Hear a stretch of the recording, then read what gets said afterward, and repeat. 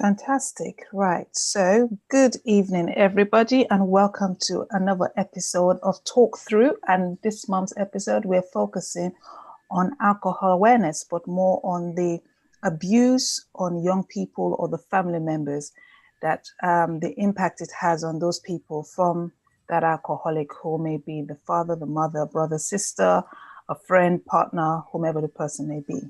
So my name is Magdalene Adenike, founder and chief executive of Music Relief Foundation. We are a youth charity working and supporting young people 11 to 25 years old.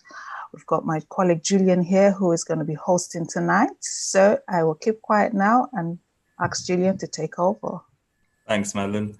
Again, just following on from what Madeline has said, first as well, thanks to everyone for joining in wherever you are, either live or kind of playing back. As Madeline said, I guess part of, International Awareness Week around alcoholism and the effect of alcohol on society and individuals, we'll be discussing with three exciting panelists and speakers today around the impact of alcohol on individuals, and particularly relationships, and also sharing experiences that the three of them have had, either in terms of working with people who have suffered from, any negative effects from alcohol, but sort of any other wider experiences of work that they've done around it.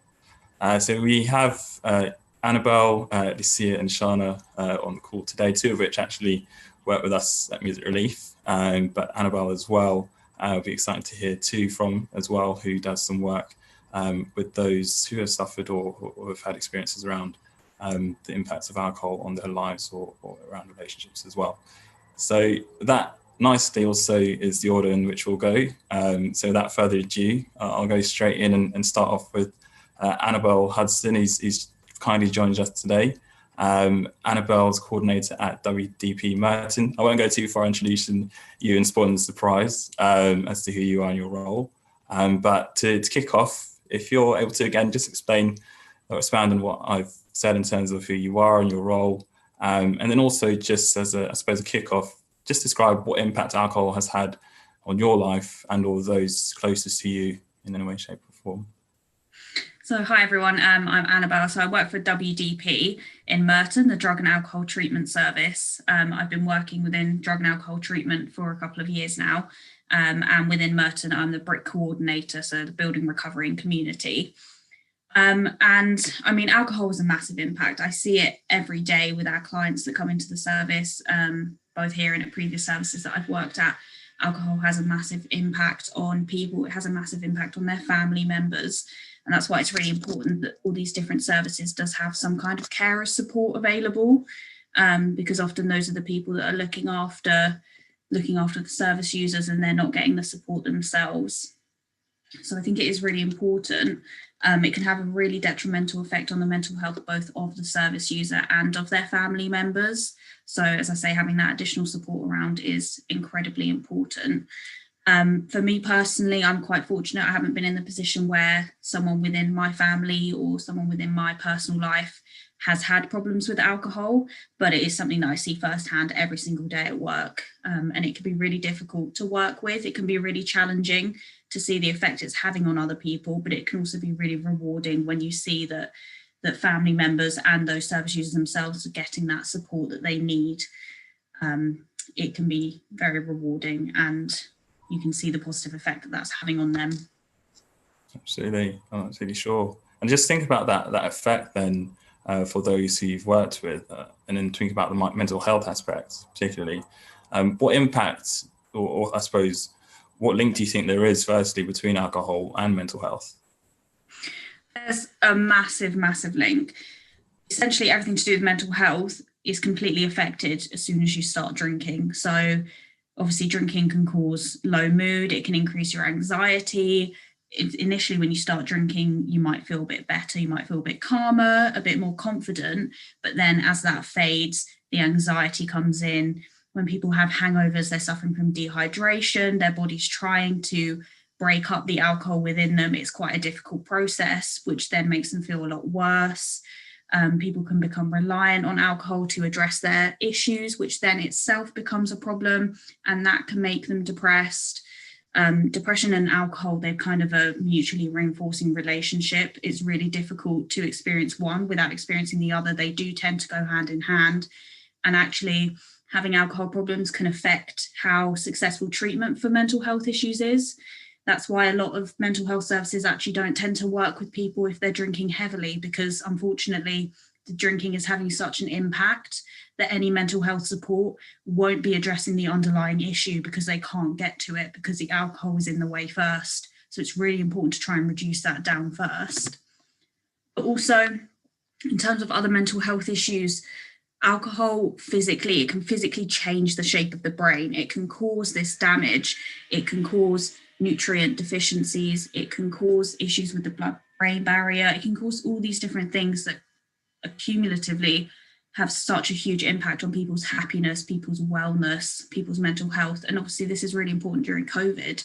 People have been stuck indoors. People have been bulk buying alcohol when the shops have gone into lockdown. You know, it's not just toilet paper, they've been going for alcohol too. And it means that it's readily accessible at their homes, large amounts of alcohol. There's more binging, there's more, unfortunately, domestic violence at home, and perpetrators of domestic violence do tend to often drink alcohol, and as well victims, to cope with that situation, drink alcohol. So it can really alter your personality, it can alter the way you see the world, and although it can make you more confident maybe in the short run, which people see as a positive, it can have such a detrimental effect over time, especially for those who are really heavily drinking. It can cause huge changes in the brain, which is really not good for people's mental health long term. And it can cause, unfortunately, it can cause some issues that do persist even after people then address their alcohol issue. So it's really important to try and address it before it causes those permanent changes. Right. So, I mean, that's a real almost way in which it completely changes a person to who they say were previously, and then potentially it sounds after as well. They've actually got through any kind of therapy or support. Given how how big those impacts are and effects are, and then particularly, as you say, in light of lockdown and COVID, perhaps even exacerbating certain problems that people are experiencing, do you think that there is enough awareness on the link between alcohol and mental health? No, I don't think there could ever be enough awareness, to be honest. I think because alcohol is so readily available, it's a drug, but it's one that's legal, and it's one that can be quite cheap. Sometimes it means that people don't consider the fact that it might have such a bad effect on their mental health. I think if you speak to the average person on the road and you ask them about other substances, then they would say, oh, but I know that cannabis can sometimes cause paranoia, or I know this, but they don't think about the fact that alcohol is a drug. Alcohol can have the same, if not worse, effects on your mental health, but just different aspects of it. I think definitely if it were taught better in schools, I think definitely addressing younger people is something, a lot of service users at different services say that they started drinking when they were very early teens, maybe 9 even, and no one was there to educate them at this point about what could happen if this escalates, what could happen if you continue drinking from such a young age, what damage it can do internally to you. So I definitely think things like Alcohol Awareness Week are great. They're really great to be able to get the message out there. Unfortunately, it's a bit more difficult with COVID to try and access as many people as possible in the community, but it's definitely great to raise awareness and to just even hand out flyers on the street, making sure as many people as possible understand that there is a link. I mean, there's a link also between alcohol and how it affects antidepressants. So it will have different effects on different antidepressants. People don't always understand that because doctors say sort of don't drink when you're on any medication, ideally. So people don't understand the effect it could then be having on their antidepressants, and then why are their antidepressants not working? So it's almost a task for everyone who has the knowledge to try and educate as many people as possible. So that should be GPs, that should be drug and alcohol treatment services, that should be people who work in supported housing, people who work with people who need additional support in their lives. Anyone that has enough awareness on it should ideally sort of explain as much as they can to people so everyone has a rounder view of what they might be doing to themselves, or what might be happening to those who they love, and they don't know how to help them best. It's important that those people also are aware of the support services available to those that they love.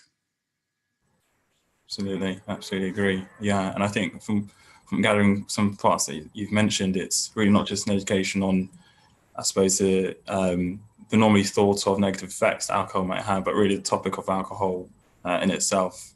And one of those things that you mentioned was around the impact of alcohol on young people, and that nicely kind of trips us over into that topic that I'd like to discuss with Lucia, our next speaker. But Annabelle, thanks again, firstly, for joining. And yeah, I think there's a lot of branches that you mentioned around the impact of alcohol and connection it has around mental health.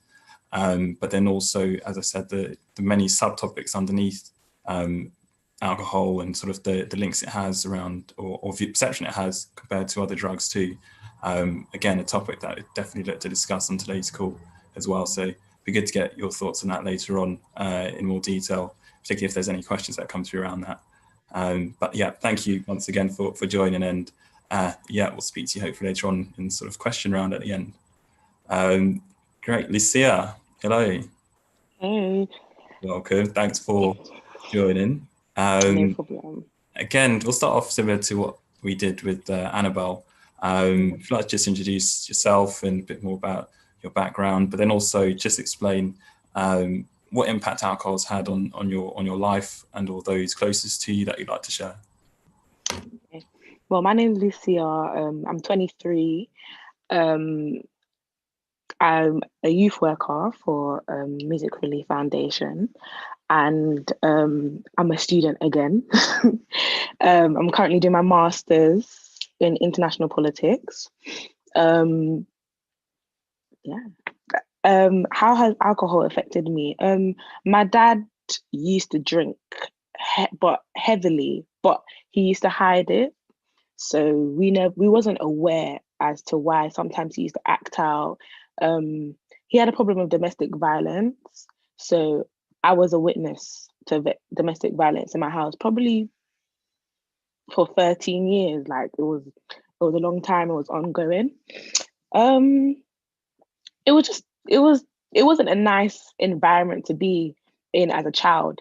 So, I know that it wasn't necessarily his fault, but the alcohol did have an effect on his behavior, and it had an effect on the mood inside of the house. It had an effect on how everyone felt towards him. It, like, as a young child going to school, coming back, you're dreading sometimes, oh, is he gonna start again? Or it was hard, but we're through it, thank God. He's better. He's much better. He doesn't live with us anymore. I kind of feel like that's what needed to happen, so he could understand where he was going wrong and get the necessary help that he needed. Yeah.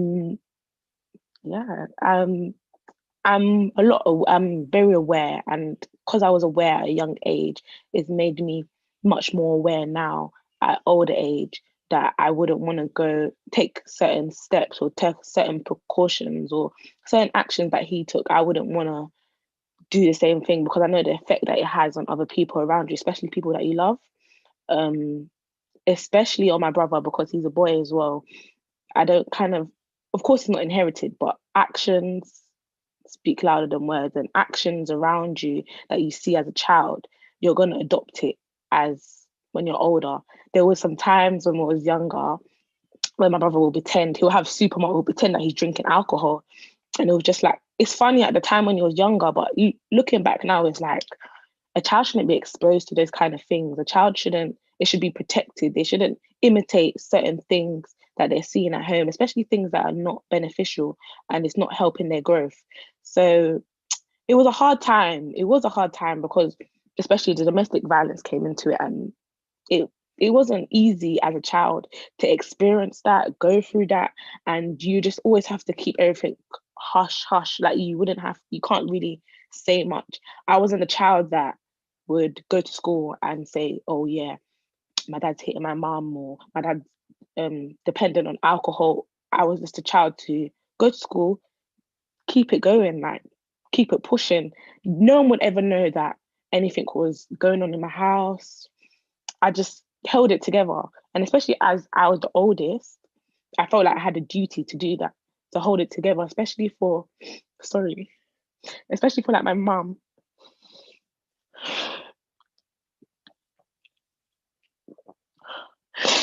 Yeah, especially for my mum. It wasn't easy. So I just thank God that we're out of it now. Yeah, absolutely. No, thanks, Lucia. Really, really, really appreciate you sharing your experiences with that, and completely understand. Obviously, I can never really truly understand sort of what you're experiencing and how you're feeling. But it's fantastic to hear the situation that you're all in right now, and you've gone through that. So yeah, again, thanks. Really appreciate you sharing that with us and how things are at the moment. Expand a little bit, if I may, on sort of that impact then that it can have on young people, either directly or indirectly. Sorry, get some tissue. So what impact do you think then alcohol has on people, or can have on young people in society, either indirectly or, for instance, in your experience, or directly, essentially? I feel like it exposes a child to things that they're not supposed to be exposed to at a young age, so they will think that it's all right. Because as a child, the first people that you see in your life is your parents, and automatically anything that they do you think is correct, because that's the example and the role model that you have around you. So I feel like it exposes a child to things that a child shouldn't be exposed to at a time, and that has a deep effect on a child's mental health. And especially because, hence the word child, they don't understand what mental health is. They don't understand, why am I feeling like this? They don't understand certain things. So it's kind of trivial. It makes you question yourself. It makes you question that, oh, is this normal? Or am I supposed to be living like this? I say it does have a big effect on a child's mental health, especially if it's something that they're seeing at home. It has a huge effect. And especially if it's a child like how I was. I kept things bottled up, like even probably like up to now. Hardly probably none of my friends are aware of what happened to me when I was growing up, because you always have this fantasy in your head that, oh, things are going to get better, or this is not the life that I'm living, or I'm not supposed to be living life like this. You always have that fantasy in your head that things are going to get better. And laying it all out on the table is not easy. It's not easy. So I 100% feel like mental health as well for a child, that's what's going to be the biggest thing that's going to affect them. I feel like they will feel certain things are acceptable as well. And if the behavior is not corrected, I feel like it will manifest in them in their older age. They will probably, become dependent on alcohol, or they'll probably become violent, or they just, things that they've seen at home is what they'll adopt at their older age, which I feel like that's another thing that schools and people around them. Luckily, we have a big family, so our family was all aware, like all of our family was aware, so we could go to this auntie's house, this cousin's house and stuff like that. So we had a strong unit. We had a lot of support as well. That's another thing. Some families don't have support. Some families don't have an external family to lean on. Some families don't have friends or people that they feel like they can speak to. Especially, like I said, if you are a child that's bottling things up, you're not going to want to speak to your friends about certain situations. You want to fall back to your family. And a lot of people don't have the opportunity that I had, to have a big extended family and someone to fall back on, a cousin that you can call your sister to lean on, a cousin that understands what's going on. You don't have to explain what's going on. They know what's going on. So they're just there for you. A lot of people don't have that support system. So I feel like that's another effect as well. And yeah, I feel like mainly is the effect on their mental health, them not having a support system, and them thinking that behavior is acceptable to do in their adult age and stuff. So I feel like those are the three main problems. So thank you. Yeah, one of those points that you talked about, I suppose, as support groups or institutions or schools, or I suppose education in general. Do you think that there's enough education for young people on the effects of alcohol on other people or their own sort of physical and mental health? Well, I remember back when I was in secondary school, they had people coming in to speak about alcoholism, domestic violence, drug abuse and stuff. And I clearly remember this. I was like in year 9 and they was talking and talking. I was just sitting down and in the back of my head, I was just thinking, if only I could speak to somebody, like if only I could, tell her how I feel or be a witness. But like I said, it's not easy to talk about it. It's not easy to like say, oh, I'm going through this. My dad's drinking alcohol. He's beating up my mom. The effects is bad. I can't sleep at night. I can hear everything that's going on. It's not easy like to open out that kind of worms. So school are trying, because I do remember like when they do come in to like talk about like sexual health and stuff like that, they do touch on alcohol dependency and stuff like that. They are trying. But I feel like they might need maybe like a school counselor or something, but somebody that's not a figure necessarily, because children don't feel comfortable speaking to people that are like, it's a bit cliche, but speaking to people that are in like suits and ties and stuff like that, they're not gonna open up because they're gonna feel like, okay, this is your job. You're paid to do this. You don't have to listen to me. You don't care. You're going to come to another person, going to come and talk to you and say the same thing. You get paid. You're not going to care about my problem, my issues. Why should I speak to you? So I feel like maybe if it's someone of age, like probably someone of my age, I'm 23, someone that's similar to a child's age that has gone through a certain experience as well, that they know how to relate to that person, give them specific advice to that person, not someone of a certain stature, in my opinion. But I feel like schools are trying, and they can only try if the person wants that help. If the person doesn't want that help necessarily, they don't feel like they can, speak to anything or anything's going to change. There's not that much schools can do, because at the end of the day, you have to respect that person's privacy, because school's an educator. It's not a therapy session. It's there to teach you about certain things like the curriculum, English, maths, science. So they don't necessarily have to be a therapy support system. They don't have to do it. But if a child doesn't want it, you can't really do much, to be honest. But they're trying. I can give it to them. They're trying, because they do let us know about alcohol and I remember they talk about your reaction times and it being a depressant. It depresses your, all your reactions. And I remember they even showed us that video of that person on the roof and something, and they thought that there was Superman or something, and then they lost their slip, and they fell on the ground. I remember that they do talk about alcohol and don't abuse it, the ages and stuff like that you have to drink. But I feel like I said, it has to be somebody of a similar age and somebody that's gone through a certain experience that they can speak to someone and advise them, someone that's in that same situation. Because if the person that you're trying to put in place to, comfort them or hear them out or give them some sort of therapy session, is that person that you put into place is not somebody that has that experience, they won't necessarily know what to say. They won't necessarily know what to do. They won't necessarily know how to tackle the problem, because you can't necessarily go on and say, what's happening in your life? Tell me. Because I wouldn't tell you what's going on in my life if that's what you're going to ask me. But yeah, they're trying. So we've got to give them that one.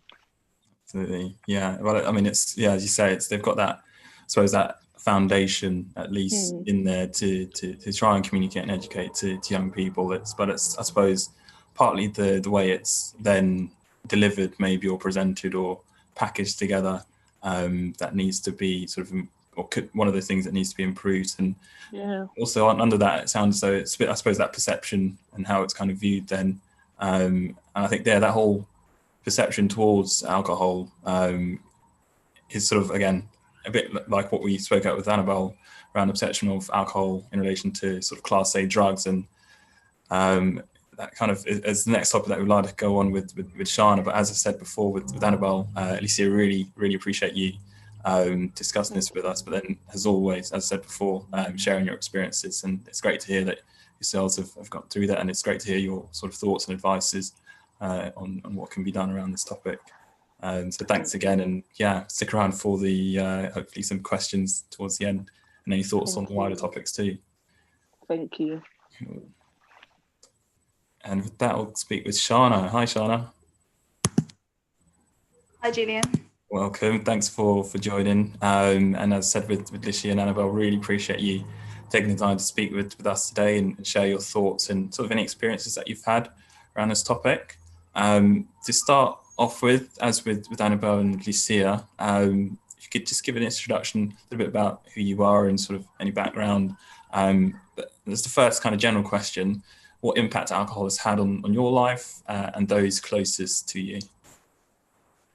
So like Lucia, I work with Music Relief. I work in the digital marketing side of things. So I do like social media, website design, marketing strategy. I go to university as well, doing a master's in psychology of advertising. Alcohol's had quite a big impact in my life in two ways. So my first kind of experience of alcoholism is my sister. She's been drinking longer than I've been alive.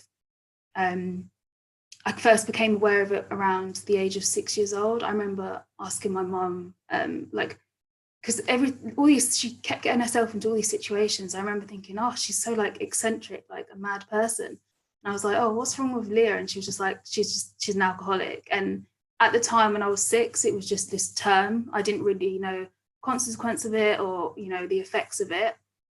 The second kind of poignant, like core moment in my life is when I was 16 years old. My mum's friend was an alcoholic, and it got to he was terminally ill and he didn't want to live in like a place. So we moved him in our house for his end of life care. So that was quite hard on me to kind of watch the effects of it, the deterioration, seeing that, like helping care for him. That played a really big impact in my mental health. And after his passing, I kind of went into overdrive and really overwhelmed with trying to help my sister and almost kind of like save her. So I took this kind of role where I was, I'd control her money and like things you shouldn't really be thinking about when you're 16 years old. You should be thinking about, your exams and that kind of thing. But I just didn't want her to have the same path as Tom did. I don't know, it really did affect me. Where I'm at now with her is her health's gotten worse. I'm still in this situation. She's getting to the stage now where, the doctors have had 5 years, 3 years, 2 years, 1 year. Now we're at the stage now where they're talking about 6 months. It's hard. It's hard to, it's hard when a person's stuck and you can't do nothing to help them, no matter how hard, you try. We have a weird relationship because although she's my sister, I've not really spoken to her in probably in 5-6 years, even though we live in the same household. That care and support turned into anger and resentment and hate and blame and like, why is she doing this to us? And, the family and her son, like her nephew, my nephew, her son, it takes a lot on you emotionally. It's hard. Alcohol changes a person in the sense that they lose their identity. She's not, she's aggressive, she lies, she steals, she's manipulative. It's hard to be around that. And I guess, I don't know, I'm at this crossroads now in the sense that, do I bridge that relationship with her because I know where it's going? We're getting to the point where it's past, she can come out of this. Or do I not have her in my life because it's easier that way? I feel like, I don't know, I've never felt Shut this up, way. nigga. I've never felt this Nigger, way. nigger, nigger, nigger. Nigger, nigger, nigger, nigger. Shut up, nigger. Come on, man.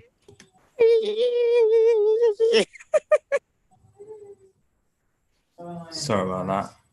Apologies, Shana. You're right to continue. Yeah. I guess for me, it's a little bit hard in the sense that, I don't know, I feel like I've lost her as a sister. It sounds awful, but sometimes I don't see her as a human being anymore. I just see her as this alcoholic. There's becomes this label. It's got such negative connotations. Like, you forget they're actually a person.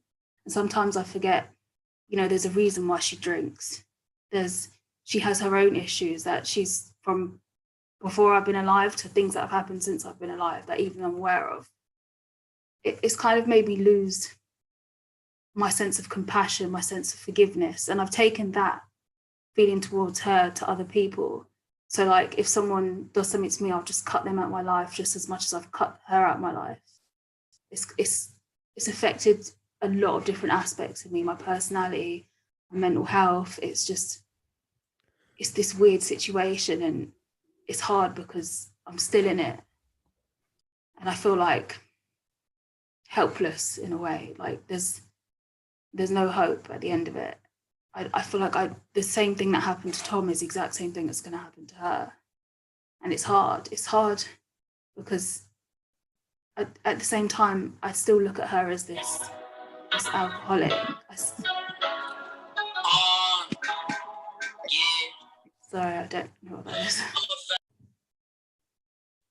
But yeah, it's hard in a sense. So I guess it has had a great impact on me, and it's had an impact on my family and in our relationships, and it's caused a lot of conflict, it's caused a lot of hurt, it's caused a lot of like pain and stuff.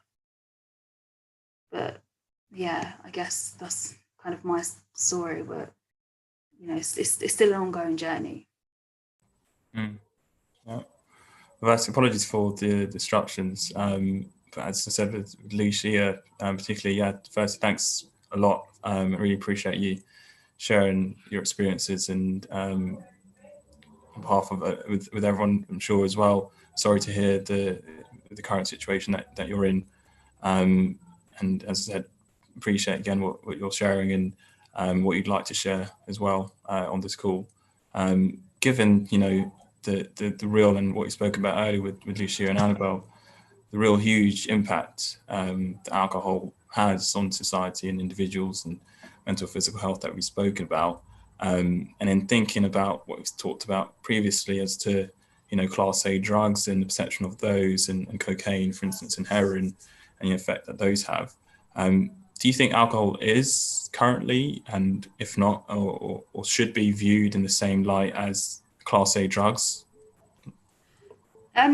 There's like a head answer and there's my heart answer. I think my heart would say yes. I've seen obviously the devastating consequences of alcohol. I've seen the impacts it has on an individual, a family, and that kind of way. And I've seen the worst case scenario, what can happen. So there's a part of me that's like, completely illegalize it. Let's, regulate it more hardcore, and just it shouldn't be so this thing that people is easily accessible to people. But then there's the part of me that thinks that there's no point in discussing that, because I don't feel like that would ever happen.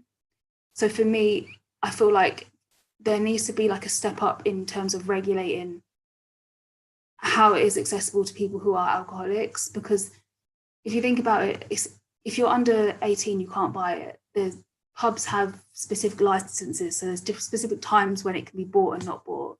And if someone's completely drunk in a pub, then the owner's legally not allowed to serve them alcohol. But I think there should be some restrictions if people are identified as alcoholics. I know my family, we've pleaded with the shops, all our local shops, and it just falls on deaf ears to them. It's business.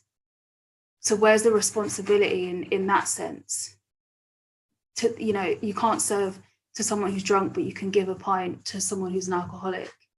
It just doesn't really make sense to me. So I think there does need to be some kind of stricter regulation, and we can't just talk about it as if it's this rational thing where, okay, people are sensible enough to make their own decisions. There has to be a time when the law or something does step in, because it is an addiction. People are, you know, they're going to go to the shops, they're going to get it, they're going to get it as a means, but it shouldn't be allowed in that way. All the people at all the shops around my area know she's an alcoholic, and they happily just sell it to her. And I don't think that's right. I don't know, it's hard to put it into terms, but it's just, you know, there are people, you know, can have it in moderation and it is fine. But then we do have this culture where it is abused, and, you know, going into uni, everyone's binge drinking, and, you know, you see adverts on the telly, and it's this, you know, if you're happy, have a drink. If you're sad, have a drink. When someone has a breakup, you know, your friend comes around with a bottle of wine. It's just got this perception of that it's this positive thing. And I don't think it should necessarily be seen as that.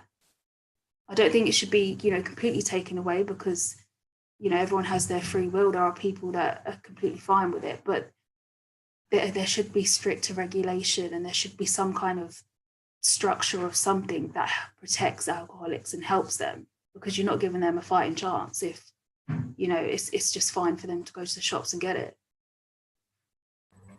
Yeah.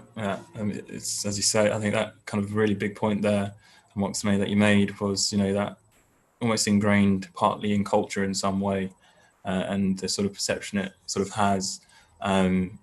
As you say, you could have had a bad day. Let's, you know, just get a pint, say, after work, or celebrating something. Let's bring out the champagne, for instance. Which, yeah, as you say, makes it difficult to try and put some kind of fence around it. But amongst those points that you made, it'd be great to sort of expand a little bit more on sort of then potentially what actions, I suppose, even at the ground or even top level, do you think could be taken to stop the damaging effects of alcohol that it can have on society, in the same way that certain actions have been taken around Class A drugs, for instance? I think Lucia made a great point. It definitely starts with education from a young age, but you have to make it in a way that's engaging and people are going to listen to it, because I had those exact same discussions. And even though, you know, my sister was at home drinking all the time, I didn't even listen to it. It was only her actions that kind of deterred me from going extreme. I think personal stories definitely do help. It can't just be, you know, statistics like there's X amount of alcoholics in, you know, the UK, and, you know, numbers. People really care when, you know, it resonates with people more when you are storytelling. I think that education needs to kind of transpire to other levels, and, you know, at university, I don't know how necessarily you'd stop that kind of culture, but, you know, even in workplace, we should be having these issues. It shouldn't be, you know, I've worked in, I think, 2 companies now where on the Friday at 4 o'clock you can have a drink and drink for the last hour of your working. It's this thing that's just promoted, and it should just be kind of looked at in a more objective, different kind of manner. It shouldn't be encouraged so much, you know. And I think we all have a personal responsibility as well. Like, I've been guilty in that sense, where sometimes my mind, if my friends had a breakup and I'd think, oh, let me give her a bottle of wine, because it's perceived as that way. Maybe alcohol adverts need to be regulated more in terms of, you know, there is that drink responsibility thing, but that means nothing to people. Maybe they could, you know, have some initiatives and play a wider role in, you know, communities and that kind of thing. I think also another step is getting help early on. For me, I didn't get any kind of medical, like this therapy or talking to someone until I think it was the age of 20. So I went through all of that alone, you know. And like Lucia, like, I've never met, apart from Lucia now, I've never met anyone else who's had anyone, you know, in their family as an alcoholic, and it is very isolating. I think there needs to be this sense that there's a place people can go, a place kids can go, a place, you know, even adults can go. I think there's this stigma against it. People don't want to talk about it. People don't want to talk about, you know, the bad stuff that's happening in their family. Or, you know, some people are afraid to help, you know, to get help. And it's hard. I think there's different aspects. It is a challenging topic. It is, you know, there's endless ways that things can happen, you know, to solve it. But I guess it's conversations like this which is which is good. You know, it brings it to the forefront. But I think it does start early on, and that education, because then if we can deter people from those behaviours or make them aware to be sensible, then it might not transpire later in life. And I think, as Annabelle said, a lot of the time, you know, it's this kind of alcohol is there's another issue going on. So if that's addressed, then maybe the alcohol will be less relied on. So yeah, I guess it's a complicated issue with complicated solutions. No, absolutely. It definitely is. And I think one of the biggest things, one of the many things that we've learned today is, as you say, with it being a complex topic and an issue, there is so many parts to it and sub issues and conversations underneath it. And it's areas and forums like this that help, or any kind of discussion at homes or on Zoom calls or face-to-face that help to move forward and provide support to those who need it or have been affected by it. And as I said with other two speakers, really appreciate your time and coming on to speak about this topic with us and to share your experiences. And as with Lucia and Annabelle, all three of you, very strong people in terms of what you've gone through and how you've handled it and how you're coming through it. So yeah, again, a real appreciation for yourselves coming onto the call and sharing the work that you do and experiences that you're going through and thoughts on the topic too. With that, I'd say that's sort of the end of, I guess, maybe my questions, all that I've got. And I think it's one of those topics, again, as we said, the conversation always continues.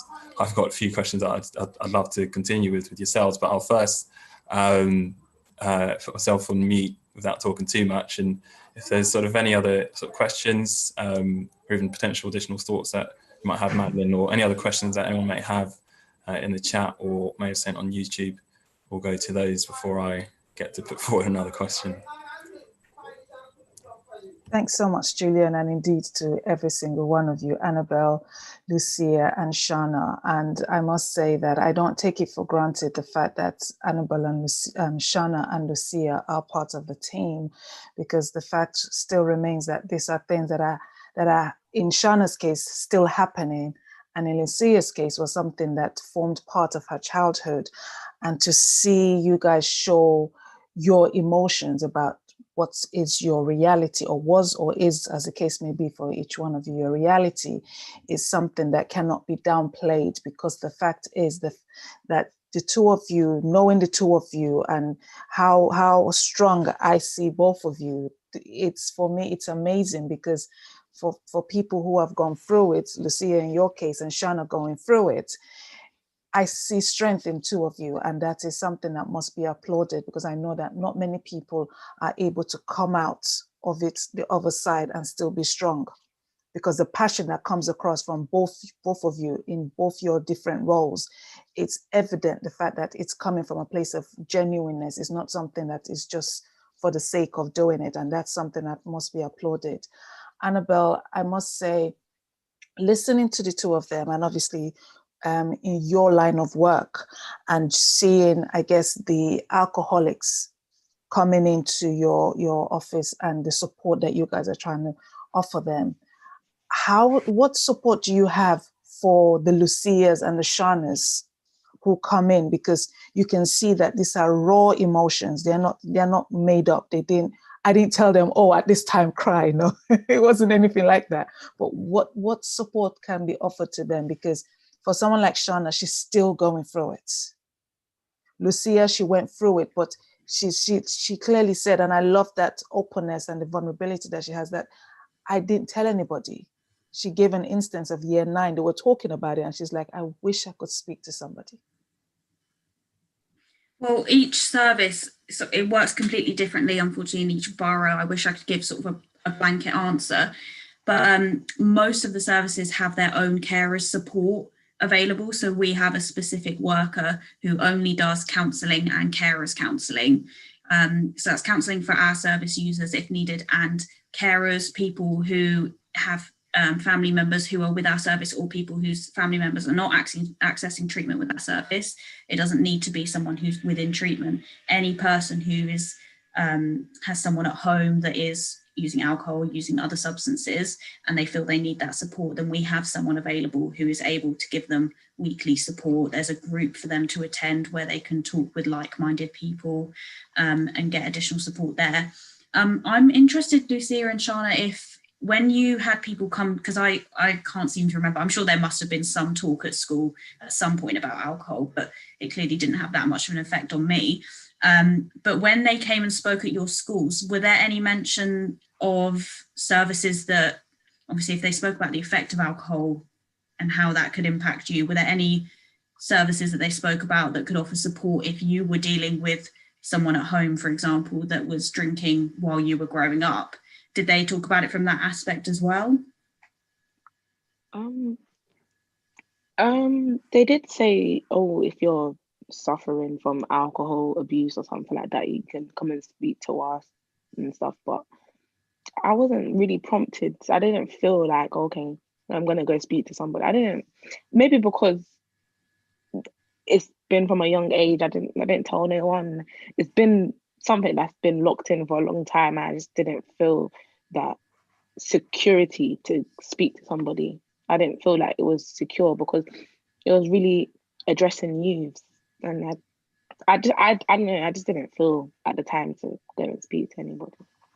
Yeah. For me, I didn't have no signposting. It was more, this is the effects, this is how it affects your brain, your body, your liver. Like, it was very factual. There was no conclusion to it. Well, not even the teacher saying, if you have any issues, come to us. There was no signposting at the end of it. So I didn't even really feel like, I could talk to anybody about it. Like Lucia said, you go to school to learn maths, English, your curriculum. You don't think about teachers in that role. So unless you have a really, connection with a teacher, which most of the time you don't, classes are overstretched and stuff. So there was no one in school. I think that's something that stood out to me when you were talking about the talks at your schools. I was thinking that would be probably one of the main things that people should have brought up in the talk, is how will alcohol affect you in the future or currently if you're drinking. But actually, if you're dealing with someone who is in your life and they're drinking and it's having a detrimental effect on you, then where do you go for support? I think that's a massive issue that was completely missed in those talks, which is really a shame. That's definitely something that should be addressed. There are some services across London, youth services. So for those specifically, they have workers that go into schools and they deliver these talks, again, about awareness, but also about signposting to where people can access support if they are dealing with family members who are having issues with substances. But I think it's a shame that talks were delivered that almost seem half of the information, and it doesn't give a full picture of actually looking at it from the other way. And maybe you're not suffering with the alcohol issues, but someone else is.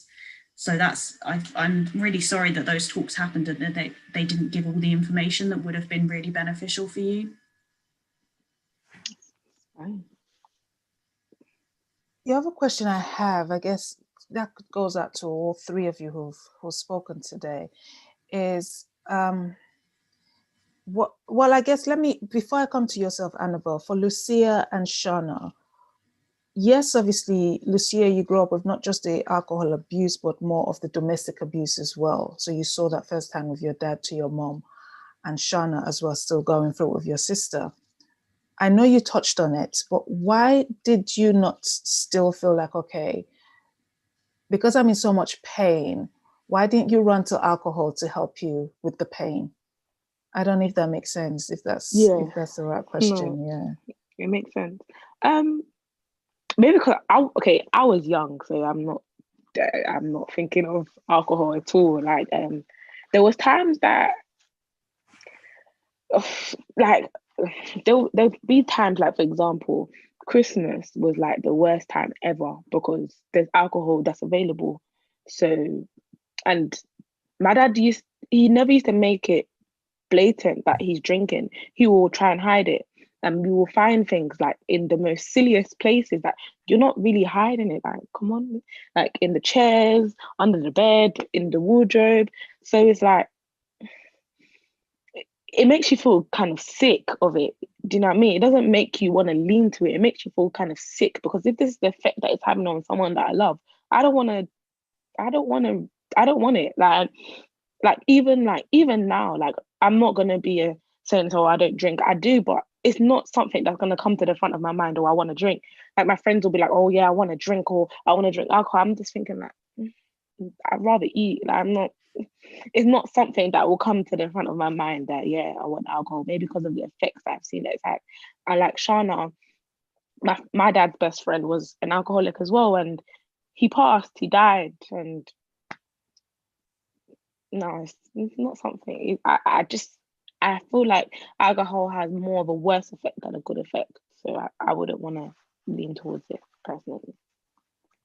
I think it's the same for me. It's like, it kind of, maybe because I'm the youngest out of all my sisters, so I kind of learned from their mistakes per se. But for me, seeing her in that way and seeing it, like, I kind of feel like I grew up very early. I was aware of like what was happening. So it was more like a model of this is what's not to do. And it made me determined to make my life better and be careful of my choices. And I feel like, you know, that's actually what drove me to work so hard and get good grades and, you know, go to good uni and stuff like that, because I always had this dream in my dream was to always grow up. Like, I never think of family and marriage and kids and all that. I always thought, grow up, get some money, pay for her rehab. That was my dream from, I think, probably 10 years old, and it still is to this day. Like, so I never felt like I would ever go down that path. I wanted to, it determined me to make better of myself, to, you know, to fix everything. Yeah, it makes you, I know there's a pattern. Some people, they see their parents or someone do drugs or alcohol, then they do it. But I think to some people it has the opposite effect. It's like, yeah, you just see it as, you know, it's this thing that's doing wrong. You see its impact. For Annabelle, let me turn the question around for you. In regards to your clientele, does culture have a part to play with it as well, in the sense of them actually kind of like saying, yes, that I have an issue? I don't know. Did you find that many people who coming from different parts of the world and different cultural background tend to want to pass it off as being acceptable? This is how we do it back wherever I'm from, and so who are you to tell me I'm drinking in excess or something? Yeah, definitely. There's a lot of when people come to us, sometimes if they're still quite early in their thought process about their recovery journey, there is a lot of them trying to justify it, and a lot of saying, you know, well, where I grew up, this was quite normal, or I was around it a lot when I was a child, and that kind of thing. But when people tend to really be very focused on their recovery journey and really be ready to take those steps, it is about sort of looking at the internal and understanding why that person has got this problem with a substance and how we can then address it. There is a lot of cultural differences. There's a lot of environmental differences with people's upbringings. There have been arguments for biological factors, that it runs within families, but we sort of have to look at it from a rounder picture and go, all these different things might have impacted it, but what can we do now? What can we do to address internally what's going on for you and what's causing you to drink like this? And let's fix it while we're here, while you're ready and you've approached us, you want that support from us, and we're more than happy to help you with it. What can we do to help you? So that's sort of the approach we try to take, just be as inclusive as possible, understand that things will be different situations for every single client. There's no client that's the same. There's no client that had the exact same situation lead to their drinking. Everyone is completely different, and that is absolutely fine. We can help them no matter what, as long as we sort of get to the real understanding of why they're prepared to get help now, and therefore we can go through and actually work on that treatment. Thank you. Lucia and Shauna, you both grew up with this quite relatively young. you are both still young people, and both in your 20s. If you had the opportunity to go back and be 6 again, what would you say to your, maybe 6 is a bit too young, say a 10-year-old? What 3 things would you say to your 10-year-old self that would help that 6 or 10-year-old that will be watching this or watching the replay? What would you say to that person? And Lucia, yours is twofold as well. What would you say to the parent who is the abuse victim? So not only do they have a partner who's an alcoholic, but they're also being domestically abused as well. What would you say to that parent from that 10-year-old's point of view? One thing, what I said when I was 10, because I remember not too long ago, I had a conversation with my grandma because she was here as well. So she was a witness. We were both, I'll say we were in it together because she was always like my shoulder to cry on and stuff. I would say it's not going to last forever. This is not your reality. Don't think it's going to last forever because it's not. It's not your reality. It has an impact in your life, but it seemed like it's an impact for negative, but it's an impact for better because it's going to make you stronger. It's going to make you determined to do so much things. It's going to make you not want to relive that cycle. It's going to make you invincible to do what you feel like you can do, and don't think it's the norm because it's not something that should be accepted. And one thing I wish that I did do, even now, because I haven't gone through it, is that I wish I spoke to somebody other than family. Like I had therapy, because even up to now, I haven't ever spoken to anybody about it. It's something that is kind of like the behavior that I have now that I feel like I had from younger. So what I would advise the younger person to do is don't think you can do everything by yourself, because no man's an island. You can help is when someone wants to help you, accept it. Don't think you can do anything by yourself, even though you have the determination that you can. Don't, because there's help. Take it. And what I'll say to the victim is don't stay in this because you think they need to protect your children, because your children are not getting protected. Their mental health is just getting worse and worse and worse and worse and worse. Don't think you need to stay in it because you need to create the illusion of a happy home, because it's happier without the abuser. So do things for do things for you and do things for those that are affected. Don't think that is the end of the road. One thing I can say that made me believe that is that my mum, I never used to call her a victim. I always used to call her a survivor, because my mum, regardless of what was going on, my mum will still go to work. She'll work, come back home, make food, make sure that we're fine. I can never, ever, ever say that we went without. We still went on holidays, went to Paris, went to America, went everywhere. So just stay strong, stay strong. You have people that are on your corner. You have people to do it for, and do it for your kids, because that's what my mum did for us. She did it for us. And today she can stand and say that she's a survivor. Nothing physical hands may have hit her and bruised her, but she's strong. Like nothing bruised her. Like she does this for her kids. She does this to be strong. So don't ever feel like you need to give up. Just be strong, because there's always a rainbow at the other side of the tunnel. Like nothing is going to be, it's not going to be like this forever. And Shana, it's not going to be like this forever. Don't ever feel like it's going to be like this forever. Your sister will get better. I promise you. Your life is not going to be like this forever. You wasn't ever destined to be in this predicament forever.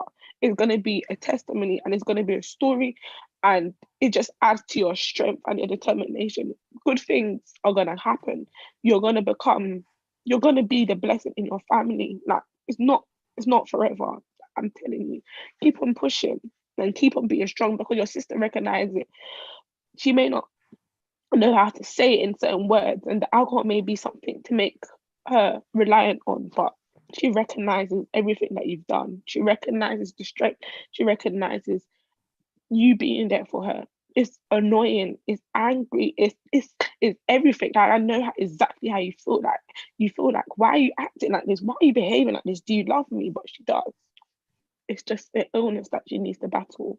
And you being there with her and being strong with her is the best thing, better than any bottle of alcohol that she could take. I promise you. So yeah, sorry about that, but just be strong. I think that's just the message that I have for anybody that's in this predicament. It may seem like it's gonna last forever, but it's not. Just keep on pushing and be strong. Wow, this I'm welling up now.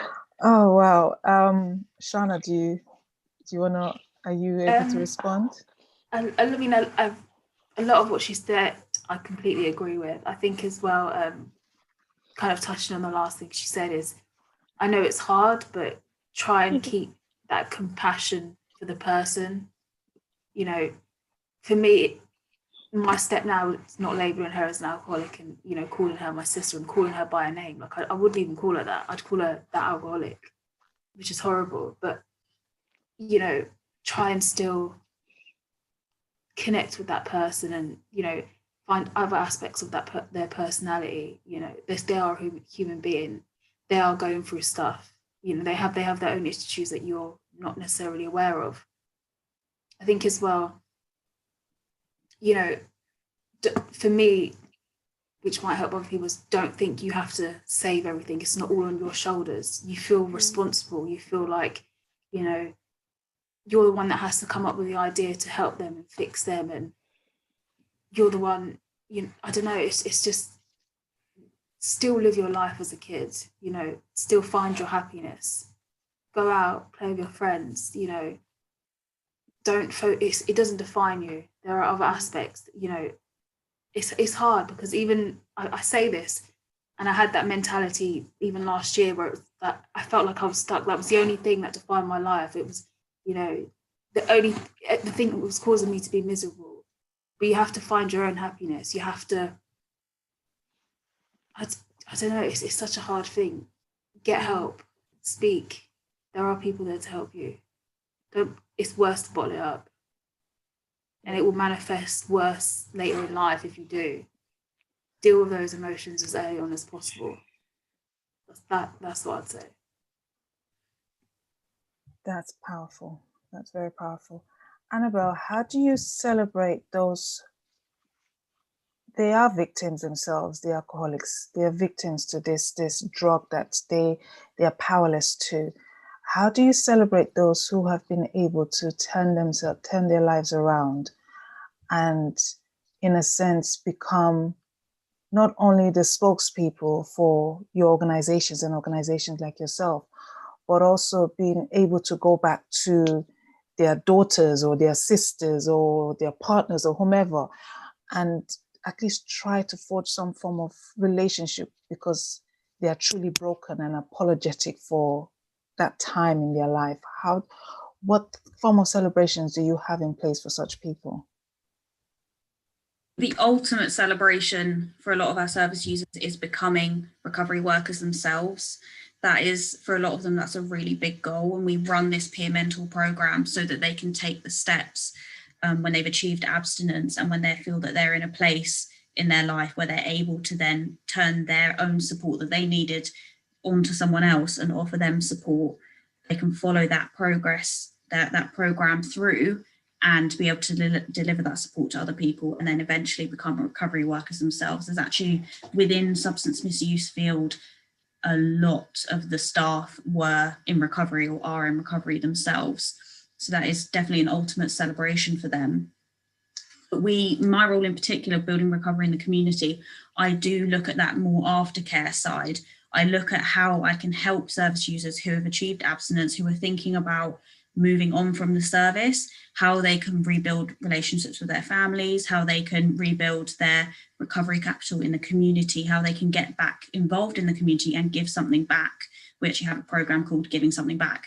a course that people can do, and it's about how they can turn all this previous negative energy and these negative experiences that were happening to them, turn it around and give something back to society, a society where they've had a lot of people stand by them and give them support throughout the years.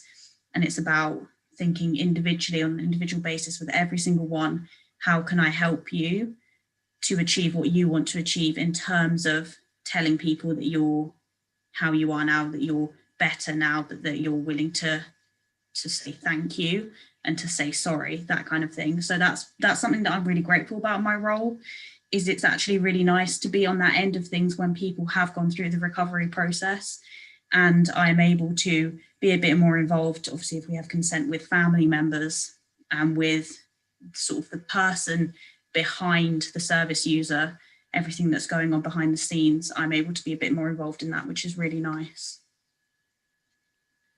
Wow. Just one more question. I know we touched on it when Julian was asking the questions in regarding to, or maybe I didn't hear it properly, in regarding to looking at alcohol, and I guess kind of placing it in the same category as Class A drugs. Is that something that, if we're able to influence the corridors of power, is that something within your role and seeing firsthand these individuals coming in, is that something that you think would be great to push on to kind of really change that whole perspective? Does that, so I guess what I'm trying to say is that something that you would be I guess campaigning for, that we should really look at the laws surrounding alcohol, and especially alcohol abuse, because I know, yes, some people are able to manage it, but obviously we see many people who are not, and they are the victims, the Shannas and the Lucias of this world, as we've clearly seen, who are suffering as a result of that. Yeah, I think it was really interesting when Shannon was saying that, and I'm similar to her in that I can see it from two sides.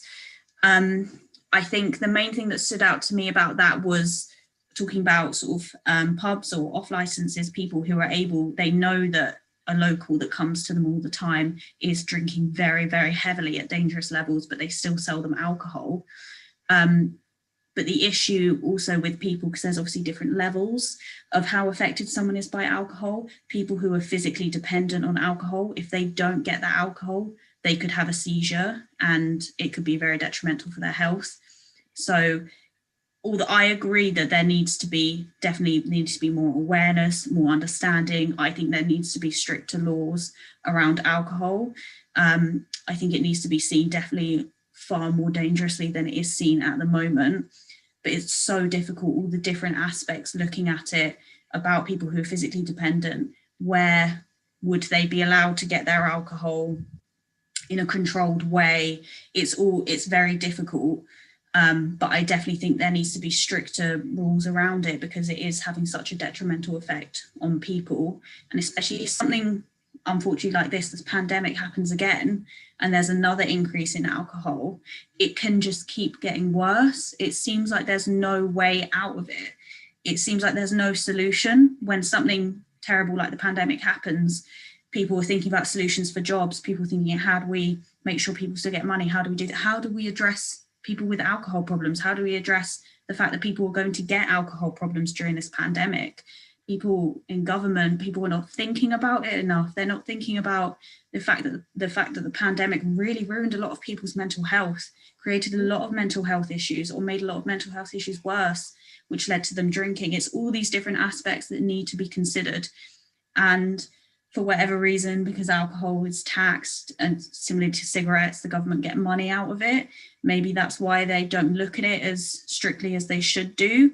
It is similar to cigarettes in that we know it has a detrimental effect on people's health, but it's still allowed to happen. People are still allowed to buy it. People are still allowed to cause injury to themselves, and passive smoking in that case, injury to others, for the sake of someone's approved it at some point and someone hasn't really thought about the long-term effects that it's having. So I definitely agree that needs to be looked at.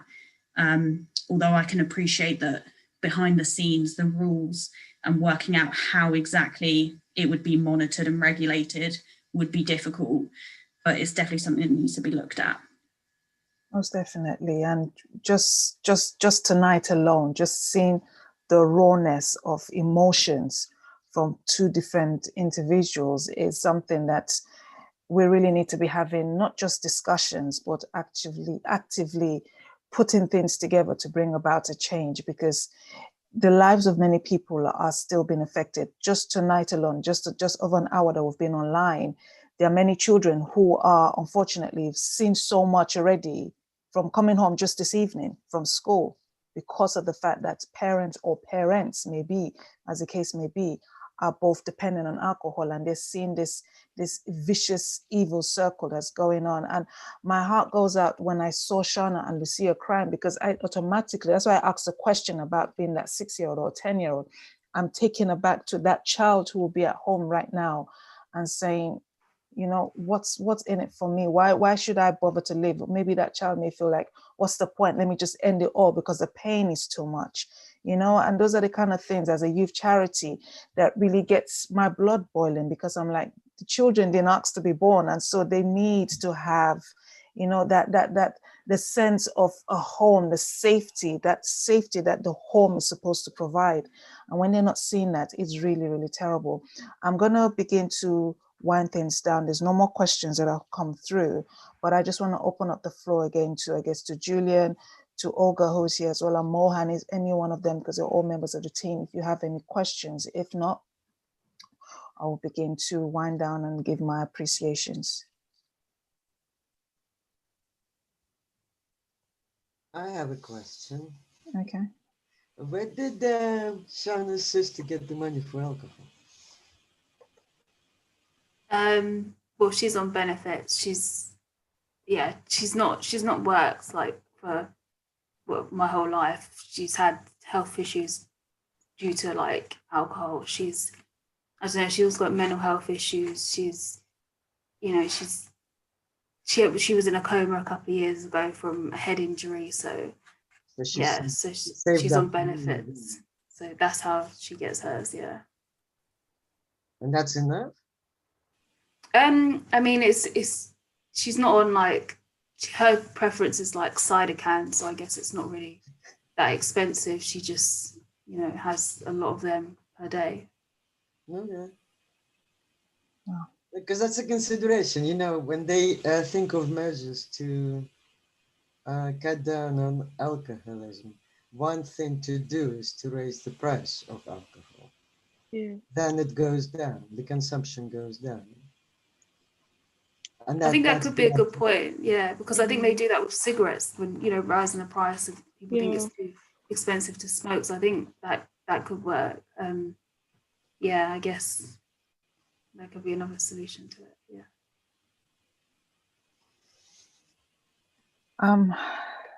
If we could have this discussion all night long and everything. So now it's definitely looking at next steps. And Annabelle, thank you so much for coming on tonight and accepting our invitation. So I guess my question would be, obviously you guys are already doing the work, you're working firsthand. Is there anything else that from tonight's event you would be taking away with you back to your organization and to your colleagues to saying, okay, what else can we implement? Because obviously you've been online and you've seen of these two raw emotions from victims who have suffered, or in Shannon's case, still suffering as a result of alcoholics who are family members.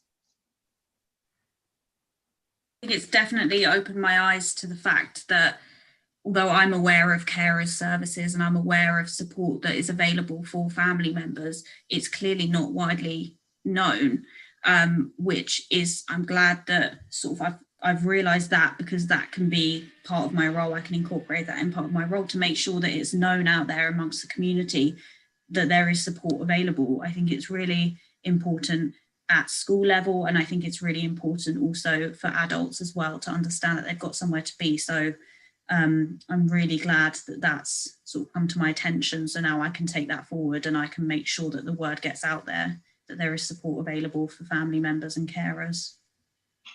Thank you so much. Lucia and Shannon, do you have anything else that you would like the listener to know? I would say now, after listening to everything and stuff, I feel like now I'm probably gonna take steps to like talk to somebody about it, because I feel like I can see it in certain behaviors and traits that I have, and it affects certain relationships and stuff that I have as well. I don't like to speak about my feelings. I prefer to keep things bottled up and deal with everything by myself, because I've had to, because I was the oldest. I had to deal with everything, make sure my little brother was fine, make sure everybody was fine, be strong for my mum. You know what I mean? So it's just like, I feel like I'm at the age now where I can just go and express and go and talk how I feel. So I feel like, yeah, just don't bottle anything up at all. There's people that's there to help you. No one's gonna laugh at you. I think that's probably, I was afraid as well. I'm the person that doesn't like sympathy. I don't want anyone's sympathy. I can do it by myself. That kind of attitude I kept on having. So it's okay to let your guard down sometimes. It's really okay, especially if you're going through a situation that's trying and testing. It's okay to let your guard down, and it's not gonna last forever. Nothing lasts forever. So it's not gonna last forever. Shannon, And do you have anything? sorry, Charlotte. Don't hate the person that's inflicting all of this, because sometimes it's not their fault. It's actually not their fault why they're constantly picking up the bottle. It's not their fault. I say sometimes it's a mental imbalance. It's mental, something that's just not mentally the same, that they understand what they're doing is wrong. So don't hate the victim. Just be patient. So I think that's a good kind of thing to say, because I think I think hate hurts you more, like that anger, hate, and resentment. It's worse than you feeling compassion and forgiveness and understanding. Like for me, my darkest period was when I completely hated her, and I'm starting to be on that journey of like forgiveness and building a relationship. I think just touching on what Magdalene said, the last question, I think it's important for you to get help, but also consider other people in your network. So for example, like I would really love to get my nephew, like her son, into some kind of help, and my mum, and I've got other sisters, and it's affected the whole family. So it's not just you yourself that needs to get help, also help signpost other people in your like family or who are affected. It's important for them, but for me especially, like I feel as much as it impacted me, I think it's worse for him, because that's his mum, and my nephew's in an unfortunate situation where my sister's an alcoholic and also his dad's an alcoholic. So it's hard. So I think get other people and help as well. 100%. Wow. Annabelle, we will definitely be in contact with yourself. I know Julian will definitely get back to you, just to appreciate you. But I think moving forward and just hearing everything, there is a lot of work that has been going on, but there's still much more that needs to be done, not just for the victim. I say victim in two folds: the victim who was a victim to alcohol, but the victim who are victims to that alcoholic, because everybody's suffering. No one is coming out of this in a happy way so far at all. They will come out stronger at the end, but there is that process, like Lucia said, that test that will bring about that testimony, but it's still a journey. There's still that transition that they still have to go through. So both Lucia and Shanna are grieving, but they are both at two different ends of the spectrum, in the sense that one is feeling a bit better, but knowing that I need to open up. One is still in that process and just trying to say, okay, when is this going to come out? When am I going to come out of this? When is the end of this tunnel? So there's definitely a lot of work. And I want to say thank you to yourself again. Thank you so much for agreeing to be a guest on tonight's show. Tonight's talk, it's really, really beneficial to really hear from yourself, people like yourself, and see the fantastic work that you guys are doing, because you are doing great work. So I thank you so much. So thanks to Shanna and Lucia. I don't take it for granted that you guys are part of the team, but these are your own personal stories that you have decided to tell, and both of you have said, I've not really told anybody about this, I've not spoken about this. And so the fact that you've come on and you've not just spoken to me on a one-to-one, but you've kind of spoken to the world about your personal issues is kudos to both of you. And as usual, to Julian, our wonderful host, you've done a great job. So thank you so much, Annabelle. I'm just going to quickly speak to the team, but Annabelle, for myself, thank you so much. I wish you a good evening. Thank you so much. Nice to meet you all.